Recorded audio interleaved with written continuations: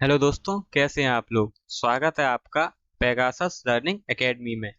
दोस्तों, आज हम आपके लिए लेकर आए हैं 18 फरवरी की जो शिफ्ट 3 थी, जो एसएससी जीडी का पेपर हुआ था, उसकी शिफ्ट 3 के जो 25 क्वेश्चंस थे रीजनिंग के, वो हम आपके लिए लेकर आए हैं।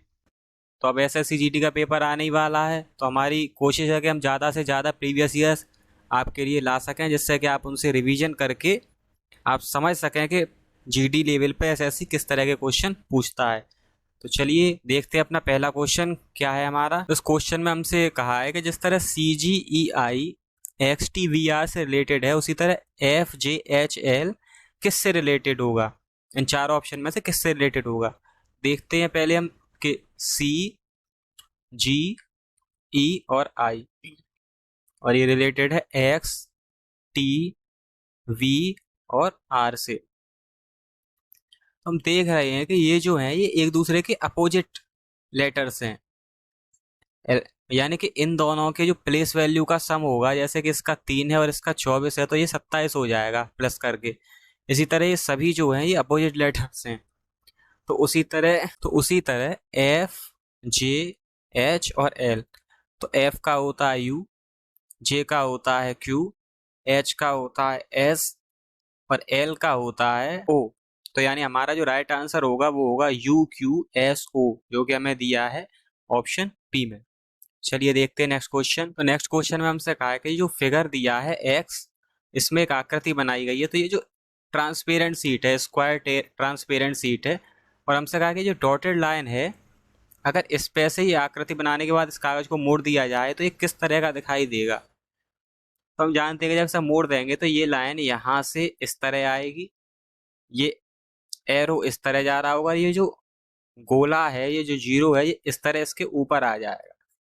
तो हमें देखना है कि ऐसी आकृति हमें कहाँ दिख रही है। तो ऐसी आकृति हमें दिख रही है हमारे ऑप्शन सी में। तो ये हो जाएगा हमारा राइट आंसर। चलिए अब देखते हैं नेक्स्ट क्वेश्चन। तो इसमें हमें एक सीरीज दी गई है और हमें पता करना है कि यहाँ पर खाली स्थान पर क्या आएगा। तो देखते हैं सीरीज पर क्या पैटर्न है। 1 3 8 19 42। तो इनका अगर हम देखें डिफरेंस कितना है प्लेस का, तो यहाँ 2 है, यहाँ 5 है, यहाँ 11 है, और यहाँ पर है 23। तो यहाँ से तो अभी तक हमें कोई पैटर्न समझ में आ नहीं रहा है। अब हम करते हैं इनका भी डिफरेंस निकालते हैं। तो यहाँ 3, यहाँ 6, यहाँ पर 12। तो यहाँ हमें समझ में आ रहा है कि 3 की जो टेबल है उस तरह से है, तो यहाँ पर नेक्स्ट जो डिफरेंस होना चाहिए, यानी यहाँ पर डबल हो रहा है। 3 की टेबल तो नहीं है, डबल हो रहा है। 3 दूनी 6 दूनी 12, तो नेक्स्ट होना चाहिए 24 का डिफरेंस। और 23 में जब 24 प्लस कर देंगे तो ये आ जाएगा 47। और उसके बाद जब 42 में 47 प्लस कर देंगे तो ये आ जाएगा 89। यानी हमारा राइट आंसर हो जाएगा ऑप्शन ए। चलिए अब देखते हैं नेक्स्ट क्वेश्चन। तो नेक्स्ट में हमसे कहा है कि इन चारों विकल्प में से हमें छांटना है जो ऑड वन है, यानी 3 एक तरह के पैटर्न पर है और एक अलग है। तो चलिए देखते हैं। S O P Q. तो इनकी प्लेस वैल्यू अगर हम देखें तो इसकी 19 है, इसकी 15 है, इसकी 16, इसकी 17। अब देखते हैं डब्ल्यू टी यू वी। तो इसकी 23 होती है, इसकी 20 होती है, इसकी 21 और इसकी 22। अब अगले को देखते हैं। तो ये है एच ई एफ और जी। इसकी 8, इसकी 5, इसकी 6, इसकी 7। और नेक्स्ट लास्ट है हमारा एन के एल एम। तो ये 14, ये 11, ये 12 और 13। तो हम देख रहे हैं कि यहाँ यहाँ और यहाँ पर पहले -3 हो रहा है, फिर +1 हो रहा है। इसी तरह यहाँ भी +1 है, यहाँ भी +1। पर इस वाले में यहाँ -4 है, यहाँ तो खैर +1 ही है। यानी ऑड हो गया हमारा ये पहला वाला, क्योंकि यहाँ -4 है, बाकी सब जगह -3 है, सब जगह -3 है। यानी ऑप्शन ए हमारा ऑड हो गया। चलिए अब देखते हैं नेक्स्ट क्वेश्चन। तो इसमें हमसे कहा है कि किसी कोड लैंग्वेज में मेस को 5 लिखा है, मास्टर को 7 लिखा है, तो सॉल्यूशन को क्या लिखा जाएगा। चलिए देखते हैं इसे। एम ए सी ई, इसे 5, इसे लिखा है 5। तो अगर हम देखें यहाँ से, इसकी प्लेस वैल्यू 13 है, इसकी 1 है, इसकी 3 है और इसकी 5 है। अब देखते हैं अपने नेक्स्ट वाले को। नेक्स्ट है हमारा मास्टर, MASTER। तो इसकी प्लेस वैल्यू 13, इसकी 1, इसकी 19, इसकी 20, इसकी 5 और इसकी 18। तो अगर हम इनका सम कर दें यहाँ से तो ये हो जाता है हमारा 13 और 1 14, 14 और 19 33, 33 और 20 53, 53 और 5 58, 58 और 18 ये 76। यहाँ हो जाएगा ये 13 और 1 3 14, 14 और 3 17 और 5 22। तो यहाँ से इस तरह तो हमें ऐसा कोई पैटर्न नहीं दिखाई दे रहा जिससे यहाँ 5 आ जाए और यहाँ यहाँ पर कितना है, यहाँ 7 आ जाए।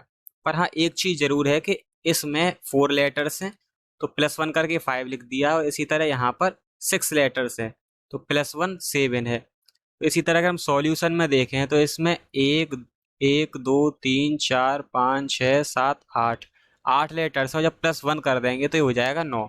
यानी इसका जो राइट आंसर हो जाएगा वो हो जाएगा ऑप्शन ए। तो चलिए अब देखते हैं नेक्स्ट क्वेश्चन। नेक्स्ट क्वेश्चन में हमसे कहा है कि पिंकी इज टॉलर देन प्रिया। तो यार यहाँ पर हमें एक अरेंजमेंट दिया है हाइट का, तो चलिए पहले हम यहाँ इसे सीधे ही करते हैं। इसमें हमें हाइट दी गई है और हमें उसके हिसाब से अरेंजमेंट करना है, तो चलिए करते हैं। हमें इसमें दिया है पिंकी इज टॉलर देन प्रिया, तो ये हम मान लेते हैं ये पिंकी है और ये प्रिया है। Pinky is taller than Priya but shorter than Reena, यानी पिंकी प्रिया से तो लंबी है पर रीना से छोटी है, तो रीना ऊपर रखती हमने। फिर हमसे कहा है कि Riya is taller than Sheela, who is shorter than Priya, यानी रिया जो कि शीला से लंबी है पर प्रिया से छोटी है, तो रिया आएगी यहाँ पर, और रिया जो कि शीला से लंबी है तो शीला नीचे आएगी, तो ये शीला यहाँ आएगी। फिर हमसे कहा है रीना इज टॉलर देन रिया, तो रीना यहाँ है और रिया यहाँ है तो ये तो वैसे ही लंबी है। फिर कहा है who is taller than Pinky, यानी रीना रिया से लंबी है जो कि पिंकी से लंबी है, यानी रीना पिंकी से लंबी है, तो ये हमने पहले ही अरेंज कर लिया है। हमसे पूछा हु इज़ द शॉर्टर, तो सबसे छोटी कौन है, सबसे छोटी है ये शीला, यानी ऑप्शन बी हो गया हमारा राइट आंसर। चलिए अब देखते हैं नेक्स्ट क्वेश्चन। नेक्स्ट क्वेश्चन हमसे कहा है कि 6 फ्रेंड्स हैं ABCDE और यहाँ F होना चाहिए, और फिर हमसे कहा है कि ये एक राउंड टेबल पे फेस करके, फेसिंग द सेंटर, सेंटर की तरफ फेस करके बैठे हैं। तो चलिए पहले हम राउंड टेबल बना लेते हैं फिर देखेंगे इनका सीटिंग अरेंजमेंट। तो ये रहा, 6 लोग इसमें बैठेंगे, 1 2 3 4 5 और 6। तो अब देखिए हमसे क्या कहा, हमसे कहा है C is seated between A and B। तो अगर हम मान लें C यहाँ है तो A और B यहाँ पर होगा, या A और B इस तरह होगा। अब देखेंगे हम आगे पढ़ेंगे तब। फिर लिखा है C is seated between A and B who is to the immediate left of D। तो इस क्वेश्चन में कुछ मिसिंग है क्योंकि यहाँ हमसे कहा है कि C is seated between A and B, तो यहाँ हमने कर लिया। फिर यहाँ लिखा है कि who is to the immediate left of D, तो यहाँ पर कुछ मिसिंग है क्योंकि A और B, यहाँ पर A और B की बात की गई है, और फिर C अगर A और B के बीच में बैठा है तो ये D के बिल्कुल इमीडिएट लेफ्ट में किस तरह हो सकता है, ये नहीं हो सकता। तो इस कुछ सवाल में कुछ दिक्कत है, इसे हम बाद में देखते हैं। अब देखते हैं नेक्स्ट क्वेश्चन अपना। तो नेक्स्ट में हमसे कहा है कि फिगर एक्स में जो आकृति दी गई है वो चारों ऑप्शन में से किस आकृति को हम उठा के लगा दें यहाँ पर क्वेश्चन मार्क की जगह, तो ये पूरी हो जाए। तो चलिए देखते हैं हम ये किस तरह की है। पहले तो यहाँ एक इस तरह का फूल टाइप का बनेगा यूं, इस तरह से, फिर ये यहाँ आकर यूं, और ये इस तरह से, फिर एक आकृति ऐसे बनेगी और एक आकृति ऐसे। तो इस तरह की आकृति हमें दिखाई दे रही है हमारे ऑप्शन सी में, तो ऑप्शन सी हो जाएगा हमारा बिल्कुल सही जवाब। चलिए अब देखते हैं अपना अगला प्रश्न। तो अगला प्रश्न में हमें एक इक्वेशन दी गई और हमसे कहा है कि चारों ऑप्शन में से मतलब किन दो साइंस को हम आपस में चेंज कर दें इससे इक्वेशन बैलेंस हो जाए। तो चलिए देखते हैं, शुरू करते हैं हम ऑप्शन ए से, यानी हमें इनटू और डिवाइड चेंज करने हैं। तो लिखते हैं इसे 12 + 18 डिवाइड बाई 24 इंटू 6 - 3 और बराबर लाना है हमें 19 के। देखते हैं इसे, तो ये 12 यहाँ ये डिवाइडेड, तो ये 6 से 3 बार और ये 4 बार, यानी 3/4। यहाँ 6 माइनस 3, तो ये 2 से 2 बार, 2 से 3 बार। तो यहाँ से हो जाएगा 12 प्लस ये 3 × 9/2, यानी ये 4.5 और माइनस 3 बराबर 19। तो यहाँ से तो ये आएगा नहीं। अब देखते हैं अपना अगला, यानी ऑप्शन ए हो गया हमारा गलत। अब देखते हैं अपना ऑप्शन बी, यानी डिवाइड और प्लस को चेंज करते हैं, तो ये हो जाएगा प्लस डिवाइड बाई 18 इंटू 24, और यहाँ प्लस लगाना है और यहाँ -3 बराबर 19। तो यहाँ आ जाएगा 6 से 2 बार और 3 बार, यानी 2/3 गुणा 24 प्लस 6 में से 3 जाएगा 3, तो 3 × 8 = 24, और ये होता है 8 दूनी 16, 16 और 3 19, यानी कि ऑप्शन बी हो जाएगा हमारा राइट आंसर। चलिए अब देखते हैं अपना अगला प्रश्न। तो इसमें फिर से हमें कुछ लेटर्स दिए गए हैं और इसकी हमें सीरीज कंप्लीट करनी है। तो देखते हैं हम ये किस तरह से होगी। तो पहले हम इसे यहाँ लिख लेते हैं PMTZ RKVX TIXVVGJT। तो हम यहाँ देखते हैं ये क्या पैटर्न है। तो अगर हम देखें तो ये P से R, R से T, और यहाँ तो ये चल रहा है +2, यानी V के, यानी हमारा जो ब्लैंक स्पेस पे आएगा वो से V से +2, और V से +2 होता है X। अब देखते हैं यहाँ पे दूसरे लेटर पे क्या है। तो M से K तक -2, यहाँ भी -2, यहाँ भी -2, तो G से -2 हो जाएगा E। तो नेक्स्ट लेटर होगा हमारा E। अब देखते हैं यहाँ से, यानी T से, तो T से ये हो जाएगा UV, यानी +2, फिर यहाँ फिर से +2, और यहाँ फिर से +2, और Z से +2 होता है B। तो हमारा राइट आंसर हमें इतने से ही पता चल गया कि ऑप्शन E हो जाएगा, क्योंकि X, E और B आ रहा है जो कि C ऑप्शन में नहीं है, यानी कि ऑप्शन ए हमारा राइट आंसर है। चलिए अब देखते हैं नेक्स्ट क्वेश्चन। नेक्स्ट क्वेश्चन हमारा स्टेटमेंट और कंक्लूजन बेस है। इसमें हमें स्टेटमेंट दिया है कि no school is an institution, और दूसरा है all establishment that are not institutions have buildings. इस क्वेश्चन में कुछ प्रॉब्लम नज़र आ रही है, क्योंकि इसमें हमें लिखा है no school is an institution.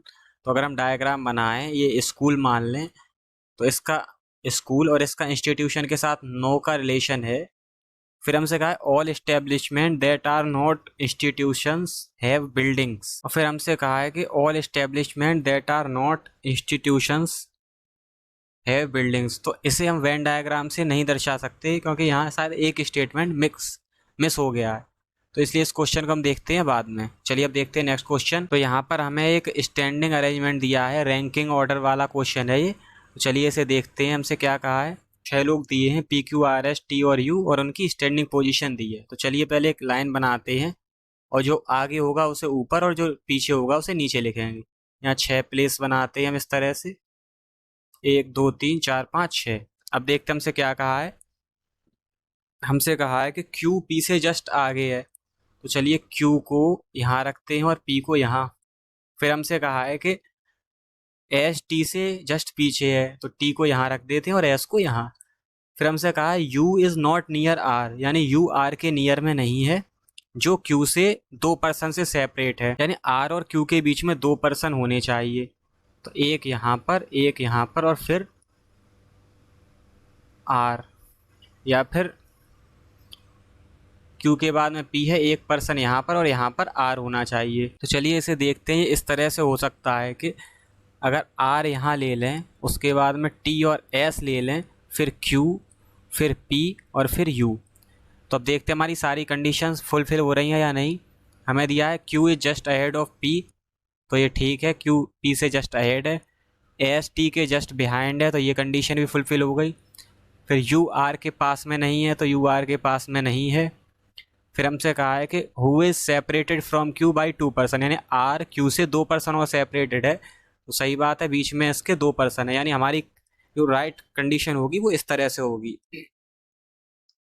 अब देखते हैं हमसे क्वेश्चन क्या कहा है। हमसे क्वेश्चन में कहा है who is standing at the front of the Q, यानी फ्रंट रो में सबसे आगे कौन है, तो रो में सबसे आगे है आर, यानी ये हो जाएगा हमारा राइट आंसर। चलिए अब देखते हैं अपना नेक्स्ट क्वेश्चन। तो नेक्स्ट में हमें फिर से नेक्स्ट क्वेश्चन में हमसे कुछ फिगर दिए गए और हमसे कहा है सीरीज में आगे कौन सा होगा, यानी यहाँ पर कौन सा फिगर आएगा। तो चलिए देखते हैं। जैसा दे रहा है वो ये दिखाई दे रहा है कि ये काला वाला जो भाग है, ये वाला, ये दूसरे चित्र में यानी यहाँ पर एक स्थान बाईं ओर खिसका है और ये इस तरह से हो गया यहाँ पर।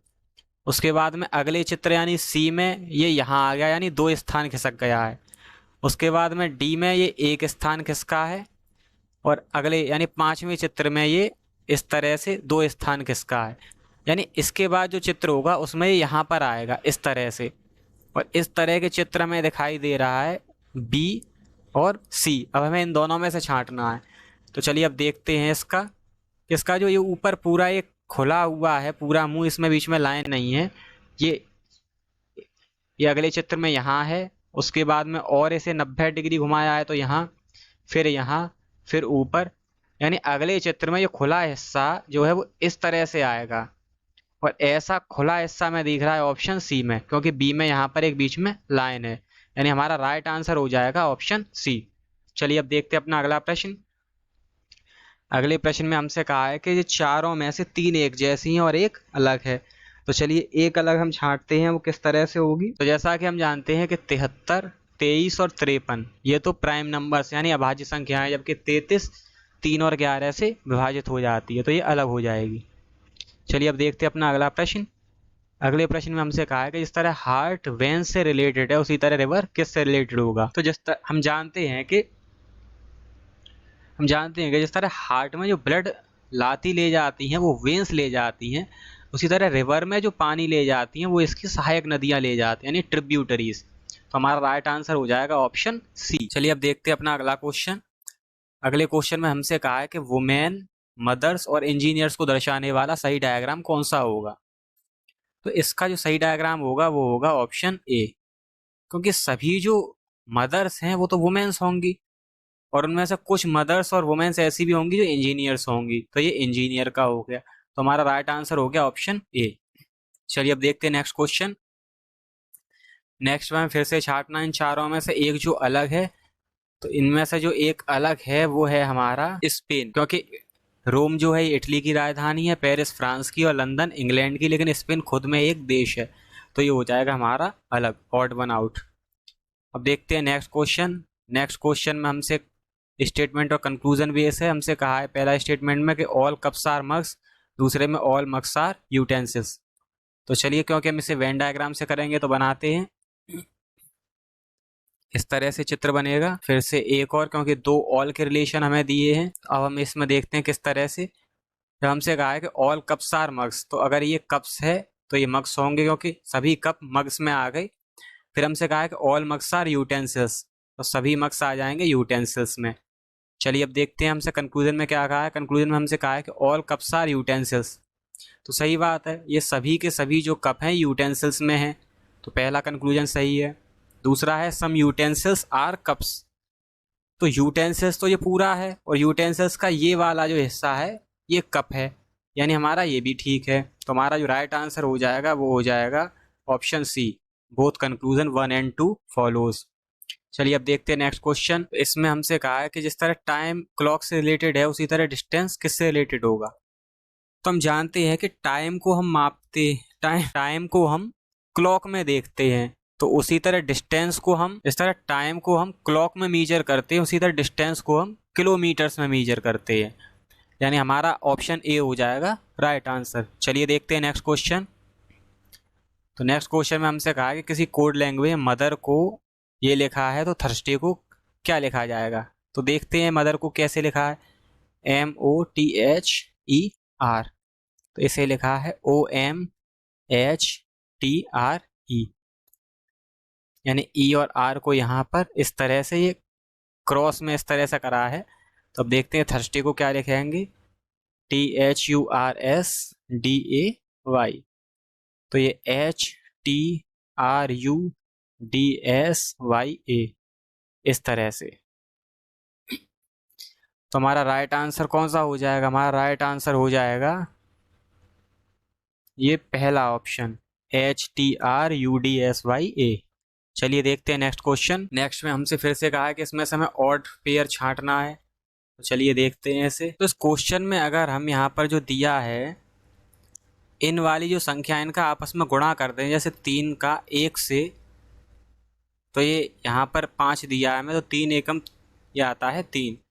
अगर हम दूसरे में करें 3 का 2 से, तो ये आता है 6, और 6 को हम 3 से डिवाइड कर सकते हैं। अब देखते हैं अगले में, तो 8 का 6 से करते हैं तो ये आता है 48। तो 48 को भी हम 12 से डिवाइड कर सकते हैं इससे। अब नेक्स्ट है 58, तो 5 गुणा 8 यानी 40, और 40 को भी हम 8 से डिवाइड कर सकते हैं। लेकिन यहाँ 3 गुणा 1 जो 3 आ रहा है, इसे हम 5 से डिवाइड नहीं कर सकते, तो हमारा जो ऑड हो जाएगा वो यही हो जाएगा, ऑप्शन ए। चलिए देखते हैं नेक्स्ट क्वेश्चन। नेक्स्ट क्वेश्चन में हमें एक सीरीज दी और हमसे कहा यहाँ ब्लैंक स्पेस में क्या आएगा। तो चलिए देखते हैं यहाँ पर हमारा क्या आएगा। हम इनकी प्लेस वैल्यू में डिफरेंस देखते हैं। तो यहाँ 3, यहाँ 9, यहाँ भी 9। तो यहाँ पर ये वाला पैटर्न तो हमें दिख नहीं रहा। चलिए अब देखते हैं कुछ अलग। तो हम यहाँ पे देख पा रहे हैं कि एक अल्टरनेट सीरीज हमें दिखाई दे रही है। जैसे कि 6 से 18 जाने के लिए हम 3 से गुणा करते हैं, इसी तरह 9 से 27 जाने के लिए भी 3 से गुणा करेंगे। तो अगर हम 18 का 3 से गुणा करें तो यह आता है 54। तो यहाँ 54 आना चाहिए, लेकिन हम आगे भी चेक कर लें तो 27 को अगर हम 3 से गुणा करें तो 81 आता है। यानी कि इसका मतलब है कि हमारा पैटर्न बिल्कुल सही है, यहाँ 54 ही आएगा, और ये ऑप्शन डी में हमें दिया है। चलिए अब देखते हैं अपना अगला प्रश्न। तो अगले प्रश्न में हमें कहा है कि जिस तरह हमें ये सेट दिया गया है 4, 6, 9 का, तो इसमें जो पैटर्न लगा है उसी तरह का हमें नीचे भी चारों में से एक सेट छांटना है। तो चलिए देखते हैं इसे। तो इस प्रश्न में जो हमारा लॉजिक है वो ये है कि जब 9 और 4 का गुणा करते हैं तो यह आता है 36, और 36 का वर्गमूल होता है 6। अब हमें इसी प्रकार का देखना है। तो इस प्रकार का हमें दिख रहा है ऑप्शन सी में। देखिए कैसे, 24 गुणा 6 ये होता है 144, और 144 का वर्गमूल है 12, यानी हमारा ऑप्शन सी हो गया सही जवाब। चलिए देखते हैं अगला प्रश्न। तो इस प्रश्न में हमसे कहा गया है कि ये जो आकृति है ये चारों ऑप्शन में जो फिगर दिए गए उनमें से किस में है।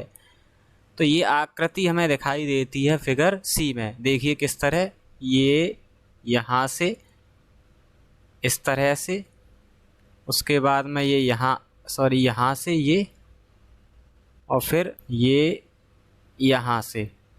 तो हमें ये आकृति दिख रही है हमारे फिगर सी में, तो यही हमारा सही जवाब है। चलिए देखते हैं अपना अगला प्रश्न। ये हमारा आज का अंतिम प्रश्न है, और इसमें कहा है कि जो चित्र में दिया है, अगर XY पर एक मिरर रखा है, यानी एक शीशा रखा है, तो इसकी इमेज किस तरह की बनेगी। तो चलिए देखते हैं। ये इस तरह आएगा, मैं प्रयास करता हूँ बनाने का। उसके बाद इस तरह से यहाँ, फिर एक लाइन इस तरह, यहाँ पर एक लाइन ये यहाँ जाएगी, ये यहाँ से आएगी, और ये आएगी यहाँ पर। तो हमें देखना इस तरह की आकृति, और अभी ये सी तरह की जो आकृति है ये भी, ये यहाँ और ये यहाँ। तो इस तरह की आकृति हम बिल्कुल भी देख पा रहे हैं अपने फिगर बी में। जो बी फिगर हमें दिया है वो बिल्कुल इसी तरह का है जैसा हमारा बनेगा, यानी ऑप्शन बी हो गया हमारा राइट आंसर। तो दोस्तों ये थे हमारे 18 फरवरी की जो शिफ्ट 3 थी उसके रीजनिंग के 25 क्वेश्चंस। तो अगर आपको वीडियो पसंद आई हो तो इस वीडियो को लाइक करें, इस पर कमेंट करके बताएं कि आपको कैसी लगी है, इसमें क्या कमी थी, क्या अच्छाइयाँ थी, और इसे अपने दोस्तों के साथ शेयर करें ताकि ज्ञान बढ़ सके, उन तक भी पहुँचे। और ऐसी वीडियो प्राप्त करते रहने के लिए हमारे चैनल को सब्सक्राइब कर दें, और कोई भी वीडियो आपसे मिस ना हो जाए इसके लिए नोटिफिकेशन बेल वाला आइकन भी प्रेस कर दें। चलिए फिर से मिलते हैं एक नई वीडियो के साथ, तब तक के लिए पढ़ते रहिए, तैयारी करते रहिए। धन्यवाद।